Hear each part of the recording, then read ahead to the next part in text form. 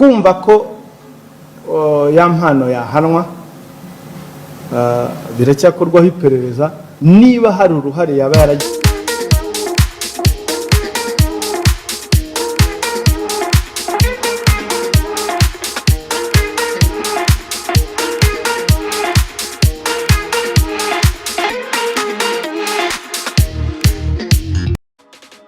ngayo nk'uko rero mwakomeje kuba mwakumva inkuru zagiye zicicikana, dore ko abenshi babashije kuba bafungwa bitewe na videwo z'aya mano zabashije kuba zafatwa ari mu gikorwa kidagomba kuba cyagaragara ku mashusho, ubwo bayitaga amashusho y'urukozasoni, ubwo yari ari gutera akabariro amafoto yabashije cyangwa se amavideo yabashije kuba yasohoka hanze, bamwe babasha kuba bayasohora hanze. Abo bose rero babiketsweho babashije kuba batabwa muri yombi n'umushinjacyaha RIB, yabashije kuba yabafatira babwira ati ibyo ntabwo ari byo. Rero ni nyuma y'uko Yamano nawe bikomeje kuba byamuvugwaho, bagenda bavuga ati ubwo ni ubushinjacyaha RIB bugenda buvuga ati turacaperereza, turacari mu iperereza ryimitse tumenye ngo Yamano ayo mashusho yaba yarasohotse hanze ntabwo yaba afitemo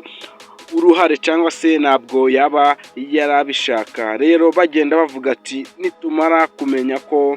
Yamano nawe yarabifitemo uruhare nawe azatabwa muri yombi abashe kuba yabiryozwa. Rero nk'uko mwagiye mubibona amavideo menshi yagiye acicikana agenda avuga kuri Yamano, nk'uko rero byagiye bivugwa, ariko Yamano we nk'uko yagiye abitangaza yagiye avuga ko we atabigizemo uruhare, ahubwo ni umukozi we wo mu rugo wabashije kuba yabikora, dore ko ngo bari bafitanye inzika za hato na hato. Ati bityo rero abasha kuba yasohora amashusho ndi kumwe n'umukunzi wanjye twimereye neza, atabasha kuba yabisohora hanze. Ariko RIB yo ntabwo yagendeye kuri ibi Yamano yabashije kuba yavuga. RIB yo yavuze ati twebwe turi mu iperereza ryimitse ryacu, ati tugomba gukora icyanyacyo, kandi RIB igenda inabibutsa cyangwa se igenda inababwira ati uko byagenda kose ati tuzakomeza tugerageze, ati turabizi ko hari benshi bagenda babikora usyo, ati ariko uwo tuzafata ntago tugomba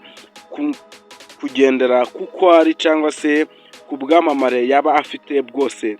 tugomba kuba twamuhana byimitse, ati kandi tugakurikiza itegeko, ati bwo ntabwo tuzita icurico, ahubwo twebwe tuzagendera ku itegeko tubashe kuba twaguhana kuko uzaba wishe iryo tegeko.